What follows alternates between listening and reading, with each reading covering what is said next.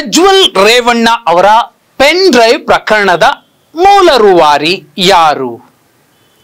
ದೆಹಲಿಯಿಂದಲೇನೆ ಈ ಒಂದು ಷಡ್ಯಂತ್ರ ರೂಪುಗೊಂಡಿದೆಯಾ, ಅಥವಾ ದೆಹಲಿಯಲ್ಲಿ ಹಾಕಿರುವಂತಹ ಸ್ಕೆಚ್ಗೆ ಬಲೆಗೆ ಜಾತ್ಯತೀತ ಜನತಾದಳದ ನಾಯಕರು ಮತ್ತು ಇಡೀ ಪಕ್ಷ ಬಿದ್ದು ವಿಲ ವಿಲ ಒದ್ದಾಡ್ತಿದೆಯಾ?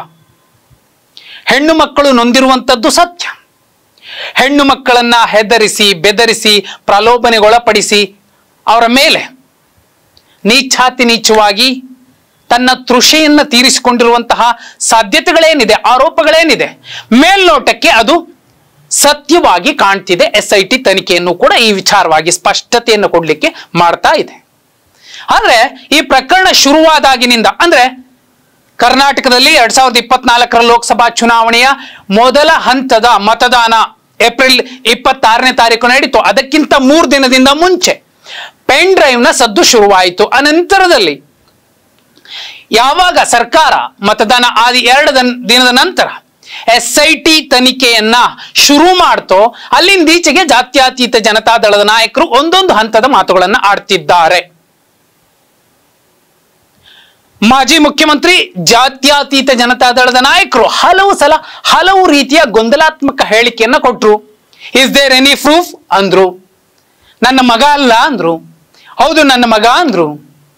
ತಪ್ಪು ಮಾಡಿರಬಹುದು ಏನೀಗ ಅಂದ್ರು. ಆದ್ರೆ ಅವರ ಪಕ್ಷ ಪೆನ್ ಡ್ರೈವ್ ಅನ್ನ ಇಟ್ಕೊಂಡು, ಪೆನ್ ಡ್ರೈವ್ ಒಳಗೆ ಅಷ್ಟೊಂದು ವಿಡಿಯೋಗಳನ್ನ ತುಂಬಿಕೊಂಡು ತಾವಾಗೆ ರೆಕಾರ್ಡ್ ಮಾಡ್ಕೊಂಡಿರುವಂತದ್ದು ತಪ್ಪಲ್ಲ, ಅದನ್ನ ರಿಲೀಸ್ ಮಾಡಿದ್ದು ಮಹಾನಾಯಕ ಅನ್ನುವಂತಹ ಒಂದು ಗಂಭೀರ ಆರೋಪ ಮಾಡ್ತು. ರಿಲೀಸ್ ಮಾಡಿದ್ದು ತಪ್ಪೇ ವಿನಃ ಆ ವಿಡಿಯೋ ಮಾಡ್ಕೊಂಡಿದ್ದು ತಪ್ಪಲ್ಲ ಅನ್ನುವ ಧಾಟಿಯಲ್ಲಿ ಮಾತಾಡ್ತು. ಯಾರು ಆ ಮಹಾನಾಯಕ? ಅದು ಮೊದಲಿಗೆ ಕಾಂಗ್ರೆಸ್ನ ನಾಯಕ, ಉಪಮುಖ್ಯಮಂತ್ರಿ KPCC ಅಧ್ಯಕ್ಷ DK ಶಿವಕುಮಾರ್ ಅವರತ್ತ ಪಿರಂಗಿಯ ಗುಂಡು ಜಾರಿತ್ತು. ಆ ನಂತರದಲ್ಲಿ ಆ ಮಹಾನಾಯಕ ಯಾರು ಅನ್ನುವಂತಹ ಚರ್ಚೆಗೆ ಪದೇ ಪದೇ DK ಶಿವಕುಮಾರ್ ಅವರತ್ತ ಬೊಟ್ಟು ಮಾಡಿ ತೋರಿಸೋಕೆ ಜಾತ್ಯತೀತ ಜನತಾದಳ ಮುಂದಾಯಿತು. ಈ ಪ್ರಕರಣ ಎಷ್ಟರ ಮಟ್ಟಿಗೆ ತಿರುವುಗಳನ್ನ ಪಡ್ಕೊಳ್ತಿದೆ ಅಂದ್ರೆ, ಇದನ್ನ ಮಾಡಿಸಿರೋದೇ BJP ಅನ್ನುವಂತಹ ಸ್ಥಿತಿಗೆ ವಾತಾವರಣ ಸೃಷ್ಟಿಯಾಗ್ತಾ ಇದೆ. ದೆಹಲಿಯಿಂದಾನೇ ಈ ಎಲ್ಲವೂ ಕೂಡ ನಡೀತಿರಬಹುದಾ? ಯಾಕಂದ್ರೆ ಪ್ರೀತಮ್ ಗೌಡ್ರ ಅತ್ಯಾಪ್ತರ ಅರೆಸ್ಟ್ ಆಗಿದೆ.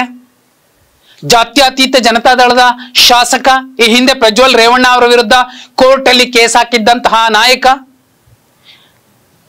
ಮಂಜು ಅವರು ಕೂಡ ಈ ಪ್ರಕರಣದ ಮಹಾನಾಯಕರ ಪಟ್ಟಿಯಲ್ಲಿ ಬಂದು ಸೇರ್ತಾ ಇದ್ದಾರೆ ಅಂತದ್ದೊಂದು ಆರೋಪ ಬಂದು ಬಿದ್ದಿದೆ.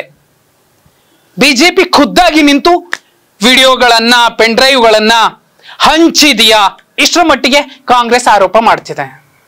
ಆದ್ರೆ ಈ ಪ್ರಕರಣ ಶುರುವಾದಾಗ ಯಾರಿಂದ ಶುರುವಾಯಿತು?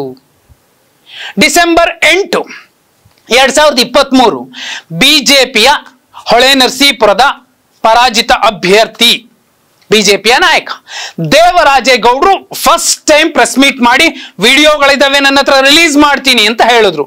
ಅಲ್ಲಿಗೆ BJPಯ ನಾಯಕ ಮೊದಲಿಗೆ ಈ ವಿಚಾರವನ್ನ ಮಾತಾಡ್ದ. ಅಷ್ಟೇ ಅಲ್ಲ, ಕೇಂದ್ರ ಗೃಹ ಸಚಿವ ಅಮಿತ್ ಶಾ ಅವರಿಗೆ ರಾಜ್ಯ BJP ಘಟಕದ ಅಧ್ಯಕ್ಷ ವಿಜೇಂದ್ರ ಅವರಿಗೆ ಪತ್ರ ಬರೆದಿದ್ರು. ಇಲ್ಲ, ಮೈತ್ರಿ ಮಾಡ್ಕೋಬೇಡಿ, ಮಾಡ್ಕೊಂಡ್ರು ಪ್ರಜ್ವಲ್ ರೇವಣ್ಣ ಅವರನ್ನ ಅಭ್ಯರ್ಥಿ ಮಾಡಬೇಡಿ, ಅವರ ವಿಡಿಯೋಗಳಿದಾವೆ ಅಂತ. ಆ ನಂತರದಲ್ಲಿ ಅದೇ ದೇವರಾಜೇಗೌಡರು, ಇಲ್ಲ ನನಗೆ ಕಾರ್ತಿಕ್ ಗೌಡ ಕೊಟ್ಟ, ನವೀನ್ ಗೌಡ ಕೊಟ್ಟ, ಕಾಂಗ್ರೆಸ್ ಕೊಡ್ತು, ಕಾಂಗ್ರೆಸ್ಸೇ ಇದನ್ನ ಮಾಡಿದೆ ಅನ್ನೋದನ್ನೂ ಹೇಳಿದ್ರು. ಅದಾದ್ಮೇಲೆ ಅದರಲ್ಲಿ ಎಲ್ಲಾದ್ರೂ ಪ್ರಜ್ವಲ್ ರೇವಣ್ಣ ಇದ್ದಾರಾ ಅನ್ನುವಂತಹ ಪ್ರಶ್ನೆಯನ್ನು ಮಾಡಿದ್ರು. ಇದೆಲ್ಲವೂ ಕೂಡ ಫೇಕ್ ಅನ್ನೋದನ್ನ ಜಾತ್ಯತೀತ ಜನತಾದಳ ಹೇಳ್ತಾನೆ ಬರ್ತಿದೆ. GT ದೇವೇಗೌಡರಂತಹ GT ದೇವೇಗೌಡರು ಕೂಡ ಇದು ವಿದೇಶಗಳಲ್ಲಿ ತಯಾರಾದಂತಹ ಸಿನಿಮಾ, ಇದು ನಿಜ ಅಲ್ಲ ಅನ್ನುವಂತಹ ಗಂಭೀರ ಆರೋಪ ಮಾಡಿದ್ರು. ಅಂಥದ್ದೊಂದು ಅತ್ಯಂತ ಕೆಳದರ್ಜೆಯ ಹೇಳಿಕೆಯನ್ನ ಕೊಟ್ರು. ಇದೀಗ ಜಾತ್ಯತೀತ ಜನತಾದಳದ ಸ್ಥಿತಿ ಎಲ್ಲಿಗೆ ಬಂದು ನಿಂತಿದೆ ಅಂದ್ರೆ, ಸೂಕ್ಷ್ಮವಾಗಿ ನೋಡಿದ್ರೆ BJPನೇ ಮುಂದೆ ನಿಂತು ಇದನ್ನ ಮಾಡಿಸಿರಬಹುದಾ? ಅಮಿತ್ ಶಾ ಅವ್ರಿಗೆ ಡಿಸೆಂಬರ್ 8, 2023ಕ್ಕೆ ವಿಚಾರ ತಿಳಿದ ಮೇಲೆ ಪೆನ್ ಡ್ರೈವ್ ಕೂಡ ಸಿಕ್ಕಿರಬಹುದೇನೋ. ಅದನ್ನ ಇಟ್ಕೊಂಡು ಒಂದು ಪ್ರಾದೇಶಿಕ ಪಕ್ಷವನ್ನ ಒಬ್ಬನ ತಪ್ಪಿನಿಂದಾಗಿ ಮುಗಿಸುವಂತಹ ಬಹುದೊಡ್ಡ ರಣತಂತ್ರವನ್ನ ರೂಪಿಸೋದ್ರ. ಎಷ್ಟರ ಮಟ್ಟಿಗೆ ಸ್ಥಿತಿ ಇದೆ ಅಂದ್ರೆ ನೋಡಿ, 2024ರ ಲೋಕಸಭಾ ಚುನಾವಣೆಯ ಮತದಾನ ಮುಗಿದಿದೆ. ಮುಗಿದ ಮೇಲೆ ಮಾಜಿ ಮುಖ್ಯಮಂತ್ರಿ ಹೇಳ್ತಾರೆ, ಜಾತ್ಯತೀತ ಜನತಾದಳದ ನಾಯಕರು ಅಮಿತ್ ಶಾ ಅವರೇ ಹೇಳಿದ್ದಾರೆ, ಮೈತ್ರಿಗೆ ಯಾವ ಕುಂದು ಬರೋದಿಲ್ಲ ಈ ಪೆಂಡ್ರೈವ್ ಪ್ರಕರಣದಿಂದ ಅಂತ. ಹಾಗಿದ್ರೆ ಕೇಂದ್ರ ಗೃಹ ಸಚಿವ ಅಮಿತ್ ಶಾ ಅವರು ನೊಂದಂತಹ ಹೆಣ್ಣು ಮಕ್ಕಳಿಗೆ ಈ ಪ್ರಕರಣದಲ್ಲಿ ಸಂತ್ರಸ್ತೆಯರು ಯಾರಿದ್ದಾರೆ ಅವರ ವಿರುದ್ಧ ಮೈತ್ರಿ ಆದ್ರೂ ಪರವಾಗಿಲ್ಲ ಅಂತ ಒಪ್ಕೋತಿದಾರ? ಅಥವಾ ಷರತ್ತಿನ ಮೇರೆಗೆ ಎರಡನೆಯ ಮೈತ್ರಿಯ ಸೀಟು ಹಂಚಿಕೆಯ ಲೆಕ್ಕಾಚಾರ ನಡೀತಾ? ಯಾಕಂದ್ರೆ ಪರಿಷತ್ಗೆ ಚುನಾವಣೆ ನಡೀತಿದೆ, ಅಲ್ಲೂ ಕೂಡ ನಾವು ಮೈತ್ರಿ ಮಾಡ್ಕೊಳ್ತಿದೀವಿ ಅನ್ನುವಂತಹ ಒಂದು ಚರ್ಚೆನೂ ಆಗಿದೆ, ಸೀಟು ಹಂಚಿಕೆನೂ ಆಗಿದೆ. ಬಿಜೆಪಿ ಮತ್ತು ಜಾತ್ಯತೀತ ಜನತಾದಳ ಯಾವ ಆಧಾರದ ಮೇಲೆ? ಷರತ್ತು, ವಿಲೀನಗೊಳ್ಳಬಹುದು ಜಾತ್ಯತೀತ ಜನತಾದಳ ಬಿಜೆಪಿ ಜೊತೆಯಲ್ಲಿ ಅಂತ ಜೆಡಿಎಸ್ ಕಾರ್ಯಕರ್ತರೇ ಮಾತಾಡ್ತಿದ್ದಾರೆ, ಮುಖಂಡರೇ ಮಾತಾಡ್ತಿದ್ದಾರೆ. ಆ ಸ್ಥಿತಿ ಬಿಟ್ರೆ ಮತ್ತಿನ್ಯಾವ ಅವಕಾಶವೂ ಕೂಡ ಜಾತ್ಯತೀತ ಜನತಾದಳದ ಅತಿರಥ ಮಹಾನತ ನಾಯಕರ ಮುಂದೆ ಇಲ್ಲವೇ ಇಲ್ಲ. ಕಾಂಗ್ರೆಸ್ ಜೊತೆಲಿ ಅವರು ಹೋಗಲ್ಲ. ಬಿಜೆಪಿ ಅವ್ರಾಗ ಅವ್ರು ಕರೆದ್ರೆ ಹೋಗಿ ವಿಲೀನ ಆಗಬೇಕೇ ವಿನಃ ಪೆಂಡ್ರೈವ್ ಪ್ರಕರಣ ಬಂದ್ಮೇಲೆ ಆದಷ್ಟು ದೂರ ತಳ್ಳುವಂತಹ ಕೆಲಸವನ್ನ ಬಿಜೆಪಿ ಮಾಡ್ತಾನೆ ಬಂದಿತ್ತು, ಬರ್ತಾ ಇದೆ. ಇದೀಗ ಖುದ್ದು ಅತಿರಥ ಮಹಾರಥ ಜನತಾದಳದ ನಾಯಕರೇ ಹೋಗಿ ದುಂಬಾಲು ಬಿದ್ದು ಇಲ್ಲ ಏನೋ ಆಗೋಗಿದೆ ನಮ್ಮ ಪಕ್ಷನೇ ಮರ್ಜ್ ಮಾಡ್ತೀವಿ ಅಂದ್ರೂ ಕೂಡ ಬಿಜೆಪಿ ಸುಲಭಕ್ಕೆ ಒಪ್ಪುತ್ತಾ?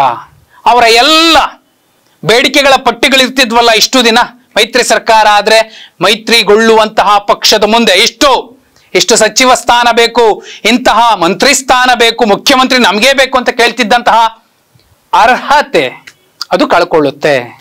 ಅಷ್ಟೇ ಅಲ್ಲ, ಒಂದೇ ಒಂದು ಷರತ್ತು ಇಲ್ಲದೆ ನಮ್ಮ ಪಕ್ಷವನ್ನ ನಿಮ್ ಜೊತೆಲಿ ಮರ್ಜ್ ಮಾಡ್ತೀವಿ ಅಂತ ಒಪ್ಪಬೇಕಾದಂತಹ ಅನಿವಾರ್ಯ ಸ್ಥಿತಿ ಜಾತ್ಯತೀತ ಜನತಾದಳ ಪಕ್ಷದ ಮುಂದಿದೆ. ಇದೇ ಕಾರಣಕ್ಕೆ 19 ಶಾಸಕರ ಪೈಕಿ ಸುಮಾರು 16 ಶಾಸಕರು ಬಿಜೆಪಿ ಜೊತೆಲಿ ಹೋದ್ರೆ ತಮ್ಮ ಭವಿಷ್ಯ ಇರುತ್ತೋ ಇರಲ್ವೋ ಅನ್ನುವಂತಹ ಒಂದು ಗೊಂದಲದ ಮಧ್ಯೆ ಇದ್ದಾರೆ. ಒಂದು ವೇಳೆ ವಿಲೀನದ ಸ್ಥಿತಿಯೇ ನಿರ್ಮಾಣವಾದ್ರೆ 19 ಶಾಸಕರ ಪೈಕಿ ಜೆಡಿಎಸ್ನ 16 ಶಾಸಕರು ಮೈತ್ರಿಯನ್ನ ಒಪ್ಪೋದಿಲ್ಲ, ಬದಲಾಗಿ ಅವರಿಗೆ ಬೇಕಾದಂತಹ ಪಕ್ಷಕ್ಕೆ ಹೋಗಿ ಸೇರುವಂತಹ ಸಾಧ್ಯತೆಗಳು ಕೂಡ ನಿರ್ಮಾಣವಾಗಿದೆ. ಅಲ್ಲಿಗೆ ಒಬ್ಬ ಅವರದ್ದೇ ಕುಟುಂಬದ ವ್ಯಕ್ತಿ ಮಾಡಿದ ತಪ್ಪಿಗೆ ಬಹು ವರ್ಷಗಳ ಕಾಲ ಮಾಜಿ ಪ್ರಧಾನಿಗಳು ಕಷ್ಟ ಬಿದ್ದು ಒಂದಷ್ಟು ಜನರನ್ನ ಪಕ್ಷದಿಂದ ಉಚ್ಚಾಟನೆ ಮಾಡಿ ಉಳಿಸಿಕೊಂಡಂತಹ ಪಕ್ಷ ಇನ್ನು ನೆನಪಾಗಿ ಉಳಿಯುವಂತಹ ಸಾಧ್ಯತೆಗಳಿದೆ. ಯಾಕಂದ್ರೆ ಮರ್ಜ್ ಆಗುವಂತಹ ಲೆಕ್ಕಾಚಾರಗಳೇನೆ ಕಣ್ಮುಂದೆ ಕಾಣ್ತಿವೆ. ಅದು ಬಿಟ್ರೆ ಇನ್ಯಾವ ಸ್ಥಿತಿಯೂ ಕೂಡ, ಯಾವ ಮತ್ತೊಂದು ಆಯ್ಕೆಯೂ ಕೂಡ ಆ ಪಕ್ಷಕ್ಕೆ ಇಲ್ಲ.